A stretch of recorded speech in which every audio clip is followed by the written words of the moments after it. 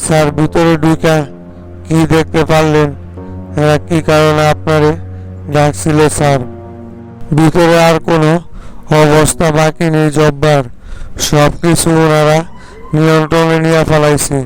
শামসু আর IG sir মিলা তো পুরো মামলাটাই একেবারে উল্টে ফেলে দিয়েছে। এখন তো সব দোষ বিজয়ের ঘাড়ে দিয়ে দিতেছে। এই উর্ফ নেতা উজয় নাকি সম্পূর্ণ নির্দোষ, তাই এরে চালান কইরা দিতে বলল। যত তাড়াতাড়ি সম্ভব ওরে চালান করে দিয়া বিজয়ের নামে চার্জশিট রেডি করতে বলছে। বলেন কি স্যার, এটা কিভাবে সম্ভব হয়? পাহাড়ের যত আকাম কুকাম হয় সবই তো এই অজয়ের নেতৃত্বেই হয়। আর এই বিজয় তো অজয়ের লোক হিসাবে কাজ করে যাইছে এতদিন। আমরা তো তদন্ত করেও সেই রকমই পাইছিলাম, কিন্তু ভিতরে হঠাৎ কি এমন সেট আপ করলো যে যাতে করে অজয় এখন সম্পূর্ণ নির্দোষ হয়ে গেল। এইসব বলে আর কোনো লাভ নাই জব্বার সাহেব, আমাদের চাইলে অনেকটাই ভুল হয়ে গেছে। আমাদের বিষয়টা আগেই জবানবন্দি রেকর্ড করার দরকার ছিল। শামসু এইখানে আইসাই পুরো বিষয়টা পাল্টে দিয়েছে।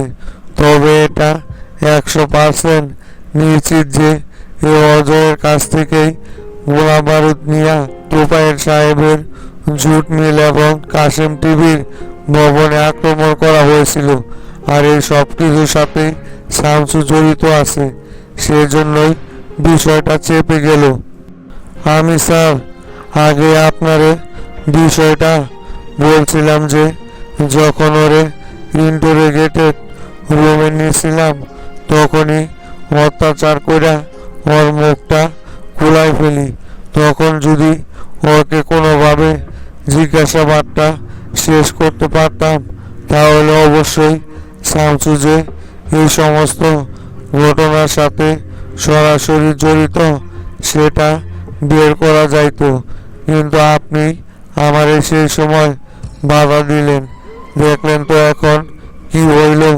এই সমস্ত আসামি ধরে নিয়ে আইসা কখনোই এদেরকে রেখে দেওয়া উচিত না, কারণ এদের পিছনে অনেক বড় বড় নেটওয়ার্ক কাজ করে। তখন কি আর এতটা বুঝতে পারছিলাম নাকি? আইজি স্যার তো সম্পূর্ণ দায়িত্ব আমার উপরই ছাইরা দিছিল। তাই ভাবছিলাম ওরে একটু বুঝাই শোনায়া যেভাবে হোক ওর মুখটা খোলাইব। কিন্তু এখানে যে শামসু সরাসরি ঢুকে পড়বে সেটা তো আর কোনোভাবেই বুঝতে পারছিলাম না। শামসু তো আমাদের এই প্ল্যানে ছিল না। হয়তো এতদিন বগুড়াতে অবস্থান করতেছিল। ওই যে এবং ইমার্জেন্সি ভাবে ঢাকা আইসা এইখানে জিজ্ঞাসাবাদ করবে সেটা কি কোনোভাবে আমরা বুঝতে পারছিলাম সেই সময়?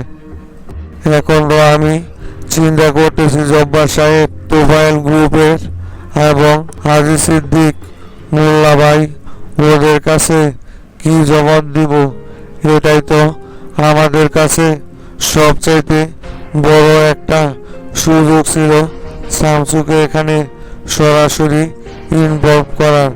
কিন্তু সেই সুযোগটা তো আমাদের হাতছাড়া হয়ে গেল। এখন ওনাদের কাছে যে কি জবাব দেই? আমার এই বিষয়টা দেখতে বলছিল। এই বিষয়টা সমাধান করতে পারলে আইজির পদটা আমার জন্য একেবারে সহজ হয়ে যাইত। স্যার আপনি একটা কাজ করেন, শামসু তো এখন জনতা পার্টির কোনো দায়িত্বে নেই। আইজি স্যার ওনার তো রিমান্ড রুমে অবৈধভাবে প্রবেশ করাইছে। কোনো দায়িত্ববান ব্যক্তি ছাড়া তো আসামিকে সরাসরি জিজ্ঞাসাবাদ করার কারো কোনো রকমের অনুমতি নাই। এটা তো সম্পূর্ণ আইন বিরোধী কাজ। আপনি বিষয়টা সবাইকে জানান, তাহলে ওনারা বিষয়টা নিয়ে চাপ প্রয়োগ করতে পারবো যে শামসু নিজেকে নির্দোষ প্রমাণ করার জন্য সরাসরি রিমান্ড রুমে অবস্থান করেছে, আর এটার সাহায্য করেছেন বর্তমান আইজি। তাহলে দেখবেন দুজনে একেবারে ফেঁসে যাবে। সাব্বাস জব্বার সাহেব, আপনি অনেক বড় একটা কথা বলছেন, এটা আমার মাথায় ছিল না। এই ঘটনার সূত্রপাত নিয়েই শামসু এবং আইজি দুজনকেই একেবারে পথে নামানো যাইব। আপনি অনেক বড় একটা বুদ্ধি দিছেন। আপনি এক কাজ করেন, আপাতত অজয়কে চালান করার ব্যবস্থা করেন, আর আমি এখন ওনাদের সাথে দেখা করে বিষয়টা জানাই আসতেছি। আচ্ছা স্যার, ঠিক আছে। আপনি এই বিষয় নিয়ে কোনো রকমের চিন্তা ভাবনা করেন না। আমি এইদিকে কোথায় কি করতে হয় সব কিছু করতেছি। আপনি এখনই ওনাদেরকে বিষয়টা জানায় আসেন। দেখবেন শামসু এবার নির্ঘাত একটা না একটা পেছে পড়ে যাইব।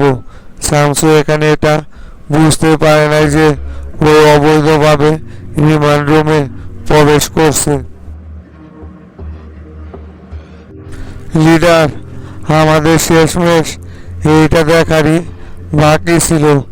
জনতা পার্টির রানিং একজন সংসদ সদস্য সামান্য চুরির ঘটনার সাথে নিজেকে জড়িয়েছে। আমাদেরকে আর কত নিচে নামাবে না। আপনি দেখেন নিউজ মিডিয়াগুলো একেবারে জনতা পার্টিকে ধুয়ে দিচ্ছে। দেশে আমাদের আর কোনো রকমের কোনো মান সম্মানই রইল না। তাই তো দেখতেছি সেলিম, শফিক তো আসলেই মোটে লোকটা সুবিধার না। এমনিতেই দলের বিভিন্ন ঝামেলা নিয়ে বাঁচতেছি না, এর ভিতরে এই যে এত বড় আকাম করে বসবো সেটা তো কোনোভাবেই বুঝতে পারছিলাম না। এই দলের ভিতরে যে কিভাবে শফিকের মতো হাইব্রিড ঢুকে গেল, এর জন্য তো এখন পুরো জনতা পার্টি জনগণের সামনে ছোট হয়ে গেছে। কেন লিডার, কিভাবে দলে ঢুকছে সেটা কি আপনি জানেন না নাকি? আপনি তো ওরে দলের ভিতরে ঢুকাইছিলেন।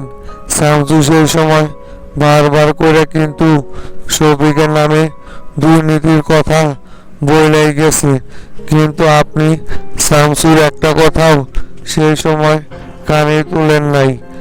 উল্টো তোফায়েলের কথায় শফিককে আপনি এমপি হিসাবে দায়িত্ব দিলেন। দেখলেন তো এখন শামসু কি কারণে বারবার নিষেধ করছিল।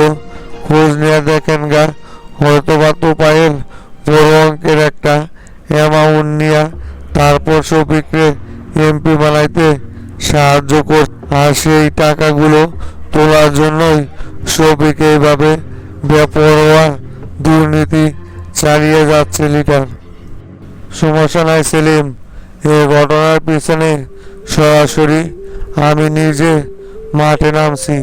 ওরা দুর্নীতি করতে থাক না কেন, ঠিকই আমার কাছে ধরা ওদের পড়তে হইব।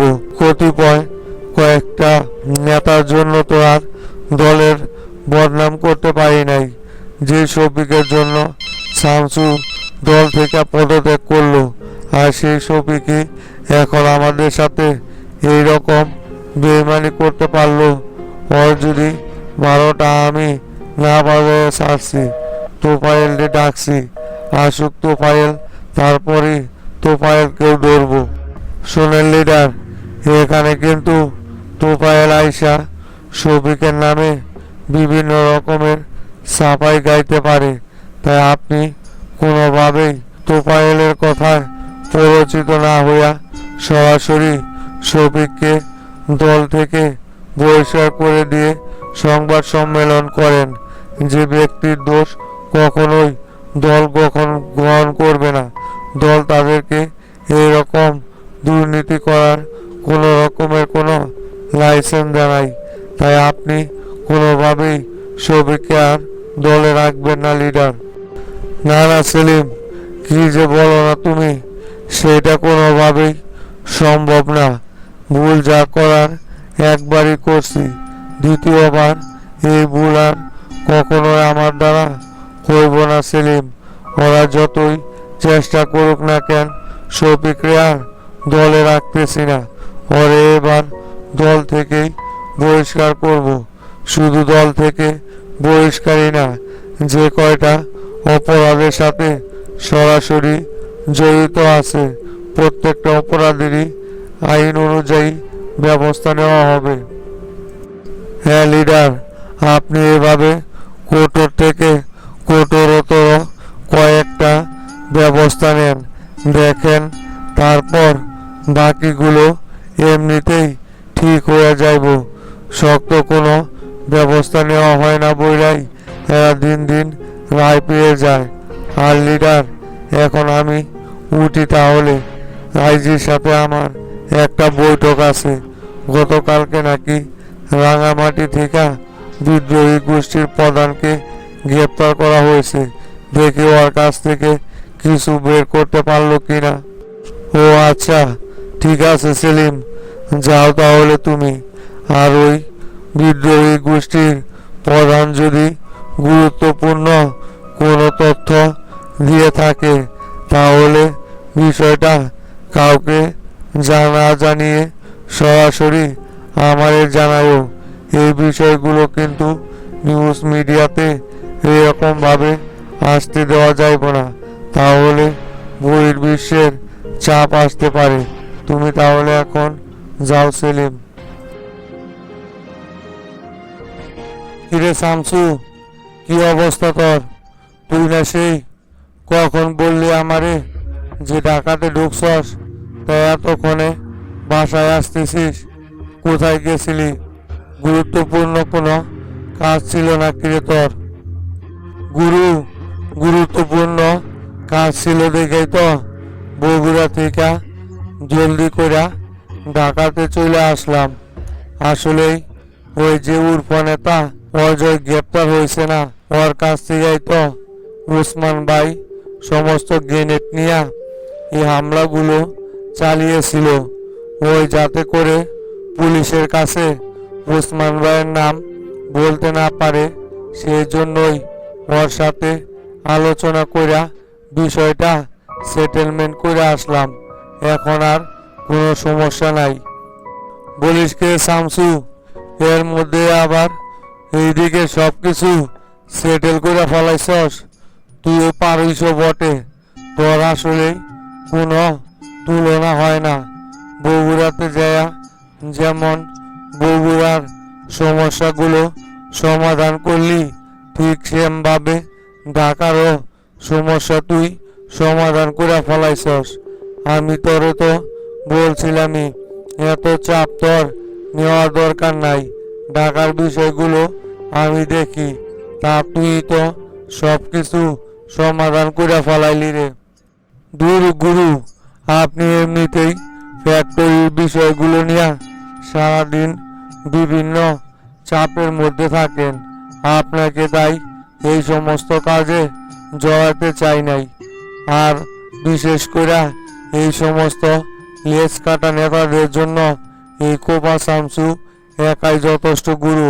এইখানে আপনাদের কোনো ভূমিকা পালন করতে হইব না। স্বরাষ্ট্র দপ্তর এখনো আমার নিয়ন্ত্রণে আছে।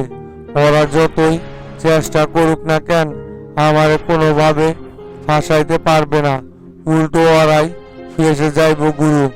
শামসু, শফিকের অবস্থা তো একেবারে দেখি খারাপ করে ফেলাইছস রে।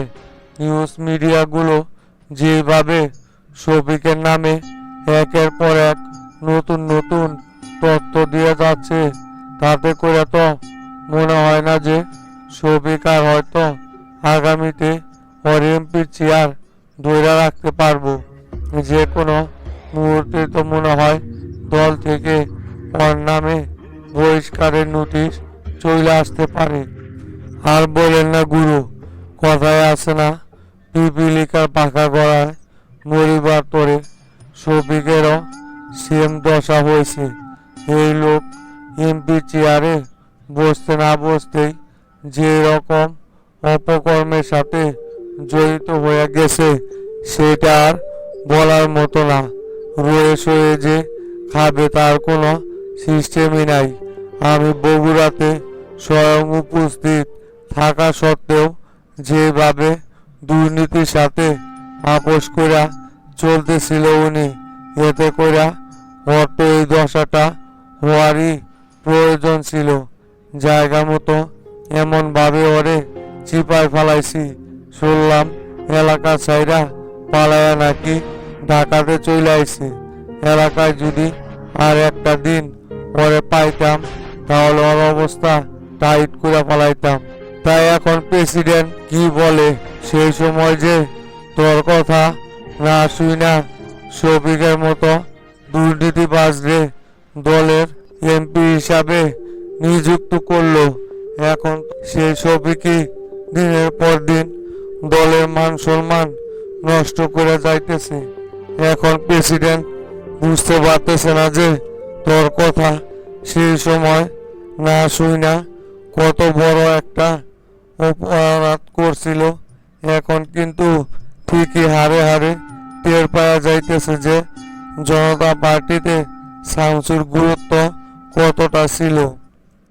বুঝেছে মানে হারে হারে টের পাইতেছে যে শামসু জনতা পার্টির কতটা গুরুত্বপূর্ণ ছিল।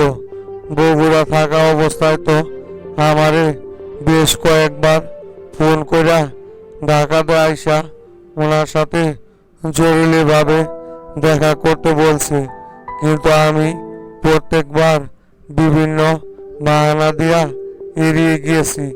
উনি তো আবারও আমারে জনতা পার্টিতে নেওয়ার জন্য বইয়া হইয়া উঠেছে। সেলিম বাইরেও দিয়া বারবার রিকোয়েস্ট করাইতেছে, কিন্তু আমি শামসু যে জনতা পার্টি ছেড়ে একবার বের হয়ে আইছি সেইখানে দ্বিতীয়বার আর ঢুকবো না। জনতা পার্টির যারা অবৈধ নেতাকর্মী আছে এদেরকে কিভাবে সাহায্য করতে হয় সেটাই করব। তা শামসু কি সিদ্ধান্ত নিলি এবার? নতুন দলই গঠন করতে চাইতেছস না অন্য কোনো দলের সাথে যোগ দিবি? তোরে যে বলছিলাম নাগরিক পার্টির জব বাড়াইছিল তোর জন্য সাধারণ সম্পাদকের পদের প্রস্তাব নিয়া, তা সেইটা নিয়ে কি ভাইবা দেখছিলি? না না গুরু, সেটা কোনোভাবে সম্ভব না। এই নাগরিক পার্টি আর জনতা পার্টি এদের দুই দলেরই রাজনৈতিক আদর্শ পুরোপুরি সেম। এরা যারাই যে সময় ক্ষমতায় আসুক না কেন তারাই দেশকে কিভাবে লুটে পুটে খাওয়া যাইব সেই চিন্তাধারা নিয়েই সব সময় রাজনীতি কইরা যায়। এদের কারো সাথেই যোগ দিয়ে আমি সঠিকভাবে দেশের সেবা কোনোদিনও করতে পারবো না। তাই আমি এই সমস্ত সব চিন্তা ভাবনা বাদ দিয়া সরাসরি নতুন দলই গঠন করার চিন্তা ভাবনা করতেছি। সেটাই সবচাইতে বেটার হইব শামসু। তবে নতুন দল গঠন করে তোরে ধৈর্যের সাথে কাজ করে যাইতে হইব, কারণ এই নতুন দল জনগণের কাছে গ্রহণযোগ্যতা পেতে হলে অবশ্যই তোকে ধৈর্যের সাথে কাজ করে যেতে হবে। দুই একদিনে কিন্তু কোনো দলই গঠন বা জনগণের কাছে এর গ্রহণযোগ্যতা কোনোভাবেই সম্ভব হয় নাই। দীর্ঘদিন রাজপথে লড়াই করে তারপরে দলগুলো আজকে এই পর্যায়ে আসতে পারছে। তাই তোকেও সেই রকম ধৈর্য নিয়ে কাজ করে যেতে হবে শামসু। তা তো অবশ্যই গুরু, সেটা আমি খুব ভালো করে জানি। আমার এই দল গঠনে নানান রকমের বাধা বিপত্তি সৃষ্টি হইব। এই সব কিছু উপেক্ষা করেই আমাকে আমার দলটা পরিচালনা করে যেতে হবে। সমস্যা নাই গুরু, আমি ধৈর্যের সাথে রাজনীতি করতে সব সময় প্রস্তুত আছি। আর নতুন চ্যালেঞ্জ নিয়ে দল চালানো আমার কাছে সবচাইতে ব্যাটারি মনে হইব। হ শামসু, সেটাই। তুই ধৈর্য ধরে কাজ করে যা, অবশ্যই এর ফলাফল তুই পাইবি। জনগণকে যে রকম ভাবে ভালোবাসা দিয়ে আসতেছিস, অবশ্যই তারা তোকে কখনোই নারাজ করবে না, আমি আশা করি। তা শামসু, তুই কি আবার কোনো জায়গায় বের হইবি? হগুলো ঢাকায় আইছি, এখন আমার হাতে অনেক কাজ পড়ে গেছে। ফ্রেশ ট্রেশ হইয়া আগে যা ওসমান ভাইয়ের সাথে দেখা কইরা ওনারে চাপ মুক্ত থাকতে বলতে হইব। তারপর স্বরাষ্ট্র দপ্তরে যা সেলিম ভাইয়ের সাথে গুরুত্বপূর্ণ আলোচনা আছে, তাই সেলিম ভাইয়ের সাথেও দেখা করতে হইব। এখন তাহলে আমি গুরু উপরে গেলাম।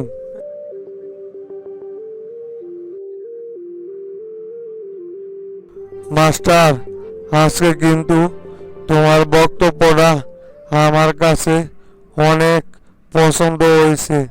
তোমার বক্তব্যটা আজকে অনেক জাঁজালোপূর্ণ একটা বক্তব্য ছিল।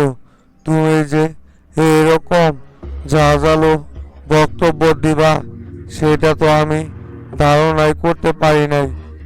লক্ষ্য করে দেখছ, যারা দুর্নীতিবাজ নেতা কর্মী ছিল, তাদের মুখের দিকে তাকানোর জো ছিল না। সবাই কিন্তু তোমার বক্তব্য শুনে ভয়ে কাইবা উঠছে। এখন থেকে হাবিব ভাই এরকমই হইব, আর কাউরে কোনো রকমের ছাড় দেওয়া যাইব না। এই সমস্ত সব দুর্নীতিবাজরা একজোট হয়েই তো শফিকের হইয়া নির্বাচন করে গেছে। তখন যারাই দলের কমান্ড না মাইনা নির্বাচন করছে, শফিকের প্রত্যেকটা কমিটি বিলুপ্ত ঘোষণা কইরা নতুন কমিটি খুব শীঘ্রই দিয়ে দেব। দলের ভিতরে এই সমস্ত হাইব্রিড নেতাকর্মী কোনোভাবে আর রাখা যাইব না। তুমি যাই বলো না কেন মাস্টার, এইগুলো কইরা বিন্দু পরিমাণ কোনো ফায়দাই হইব না। আমরা আর কয়দিন জনতা পার্টির নেতৃত্বে আছি। শামসু যে কোনো সময় নতুন দল গঠন করে ফেলাইব, আর শামসু নতুন দল গঠন করলে তো তখন আমাদের সেই দলের হইয়াই কাজ করে যাইতে হইব। দেখবা আবার সেই যে অবস্থা, এই অবস্থায় তৈরি হয়ে যাইব। সেইটা হাবিব ভাই পরের বিষয়। আপাতত শামসু আমাদের দলীয় কার্যক্রম সঠিকভাবে চালিয়ে যেতে বলেছে, তাই আমাদের শামসুর কথা মতো এখন দলীয় কাজই চালিয়ে যেতে হইব। পরে কি হয় না হয় সেটা শামসুই ডিসাইড করবনি, কিন্তু আমাদের যে কাজ সেটা আমাদের যতদিন দায়িত্বে আছি ততদিন ঠিকই পালন করাই যাইতে হইব।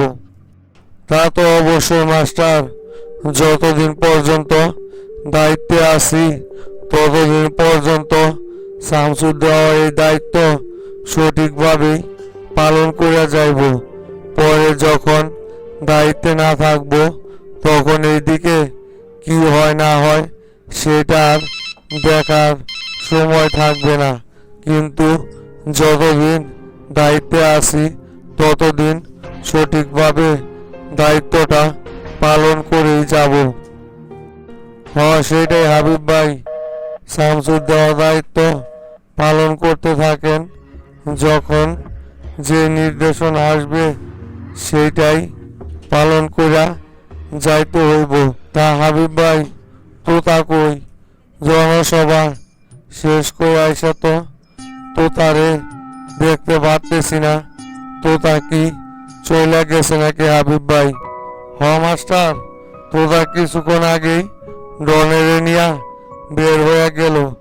আমার সাথে কথা বইলা গেছে তোতার নাকি শরীরটা ভীষণ খারাপ লাগতেছে, তাই এইখানে দেরি না কইরা প্রোগ্রাম শেষ করার সাথে সাথেই চইলা গেছে।